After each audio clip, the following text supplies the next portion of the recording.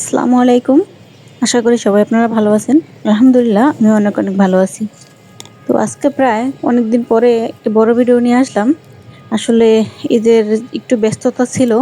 তো যার কারণে আপনাদের সাথে কোনো বড় ভিডিও এই কয়দিনে শেয়ার করতে পারি নাই। একটু ঝামেলার কারণে, তো সেজন্য দুঃখিত। তো আজকে অনেকেই কমেন্টস করছিলেন যে বরবটি গাছের যত্ন আমি কিভাবে করি সেটা যদি একটু দেই। তো সেটাই আজকে খুব সংক্ষিপ্ত আকারে একটু বলার চেষ্টা করব। তো আর এ কদিন যেহেতু ভিডিও দিতে পারিনি, তার জন্য আবারও সরি চেয়ে নিচ্ছি সবার কাছে আন্তরিকভাবে। তো যাই হোক, যারা ভিডিওটা দেখবেন সম্পূর্ণ ভিডিওটা দেখবেন। আর দেখতে দেখতে যদি আপনার ভিডিওটা ভালো লাগে তাহলে সবাই লাইক কমেন্ট শেয়ার করে পাশে থাকবেন। আমার নতুন বন্ধু যারা আছেন চ্যানেলটা সাবস্ক্রাইব করে দিবেন, যারা করছেন তাদেরকে অসংখ্য ধন্যবাদ। তো কালকেও একজন কমেন্টস করছেন যে বড় ভিডিও কবে আসবে। তো ইনশাল্লাহ আজকে দেওয়ার চেষ্টা করলাম। তো শুরুতেই দেখাই যে এইভাবে করে আপনারা বরবটি চারাগুলি করে নেবেন।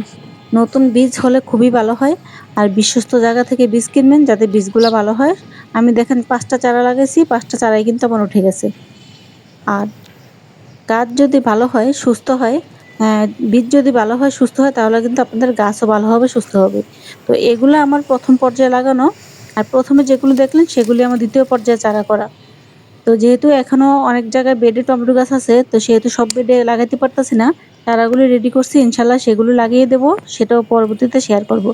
তো যাই হোক, শুরুতে দেখাই যে আমার বরবটি গাছের প্রথমে যে যত্নগুলি করতে হবে সেগুলি আজকে শেয়ার করব। তো এই যে দেখতে পারতেছেন ছোট ছোট বরবটি চারাগুলি এখন যেহেতু একটু বড় হয়ে গেছে, একটু খেয়াল করলে দেখবেন আগাগুলি একটু লম্বা হতে শুরু করছে। তো এখন আপনাদেরকে বেডে একটু খাবার দিতে হবে।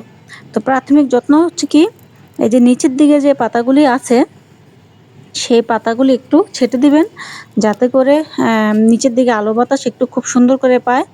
আর এই যে পাতার মধ্যে যে দাগগুলো দেখতে পাচ্ছেন, এটা একটা পোকা, এটাকে বলে ম্যাপ পোকা।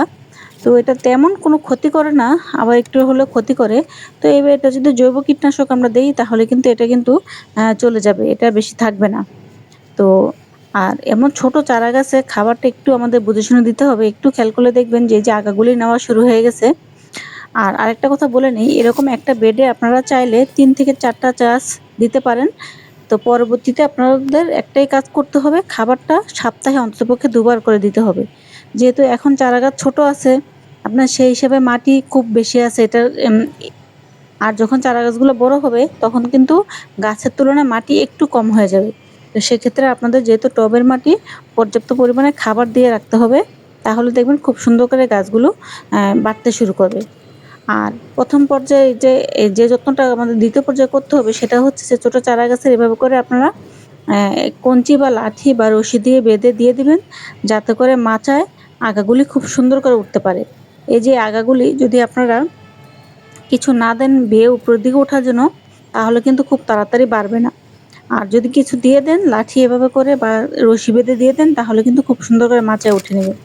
আর আরেকটা জিনিস বলে নেই, এখন যেহেতু আজকে শুক্রবার, আজকে তো জানেনই বিভিন্ন জায়গায় বৃষ্টি হচ্ছে। তো আমার ভিডিওটা আগে আমি করে রাখছিলাম, আসলে সময়ের জন্য আমি এতদিন আপলোড করতে পারিনি। তো সেজন্য রোদ্দুর দেখা যাচ্ছে। আসলে কিন্তু আজকে যেহেতু শুক্রবার, আজকে কিন্তু প্রচুর বৃষ্টি হচ্ছে।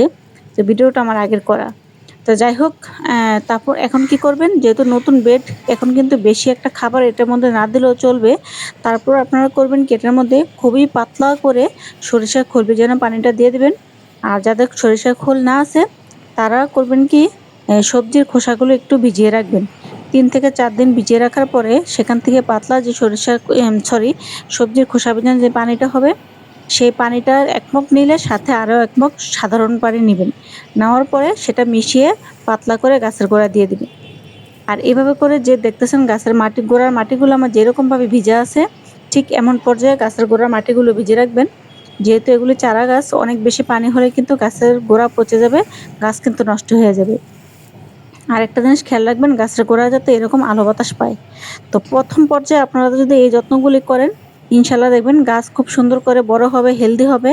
মাশাআল্লাহ, দেখতেই পাচ্ছেন আমার গাছগুলো কিন্তু খুবই হেলদি আছে এবং সুন্দর আছে। তো এই পর্যায়ে, এই প্রথম পর্যায়ে এরকমভাবে আপনারা গাছে খাবার দিবেন। তারপরে যখন ফুল ফল আসা শুরু হবে তখন ইনশাল্লাহ আবার ভিডিও দেব, তখন তো দেখাবো যে তখন কি যত্ন করতে হবে। আর বেড যখন নতুন তৈরি করবেন তখন কিন্তু গাছে তেমন একটা খাবার দিতে হয় না। প্রথম পর্যায়ে গাছ সেখান থেকে কিন্তু প্রচুর পরিমাণে খাবার পায়। তো গাছ যখন আস্তে আস্তে বড় হবে তখন আস্তে আস্তে করে আমাদের খাবার দিতে হবে। তো এই হচ্ছে বরবটি গাছের প্রথম পর্যায়ের যত্ন। আশা করি যারা জানেন তারা তো জানেন, আর যারা জানেন না তাদের উপকারে আসবে। আর এখানে একটা ফুলকপি বীজ রাখছিলাম, তেমন একটা বিচি হয় নাই। আর এই তো দেখা যাচ্ছে যে চাল কুমড়া গাছগুলো খুব সুন্দর করে উঠে যাচ্ছে। তো যেহেতু ভিডিওটা আমার আগে করা, আজকে যেহেতু শুক্রবার, তো এর মধ্যে অনেক জায়গায় শিলাবৃষ্টি হয়েছে। তো আমি যেহেতু বাগান থেকে আজকে কয়েকটা দিন একটু দূরে আছি, জানি না আমার গাছগুলির কী অবস্থা। শিলাবৃষ্টি হলে তো আবার গাছগুলির অবস্থা খুবই খারাপ হয়ে যাবে। তো যাই হোক, আল্লাহ ভরসা, আল্লাহ যা করে ভালোর জন্যই করে। এখন বৃষ্টিও দরকার আছে, কারণ বৃষ্টি হলে গাছের খুবই খাবার একটু কম লাগে, কারণ বৃষ্টির পানিতে প্রচুর পরিমাণে খাবার থাকে আল্লাহর দেয়া। তো সেটাতে গাছ কিন্তু খুব সুন্দর ভালো হয়। তো যারা এতদিন আমার ভিডিও অপেক্ষা করছেন, আশা করি ইনশাল্লাহ এখন থেকে ভিডিও দেওয়া শুরু করতে পারবো। আর আগামীকাল যেহেতু ঈদ, ইনশাল্লাহ ভিডিও দেওয়ার চেষ্টা করব। যদি না পারি তাহলে দুঃখিত, আর যদি পারি ইনশাল্লাহ খুবই আন্তরিকভাবে দেওয়ার চেষ্টা করব। তো এইভাবে করে আপনারা প্রথম অবস্থায় বরবটি গাছের যত্ন নেন, ইনশাল্লাহ গাছগুলি খুব সুন্দর করে দেখবেন আপনাদের মাঝে উঠে যাবে।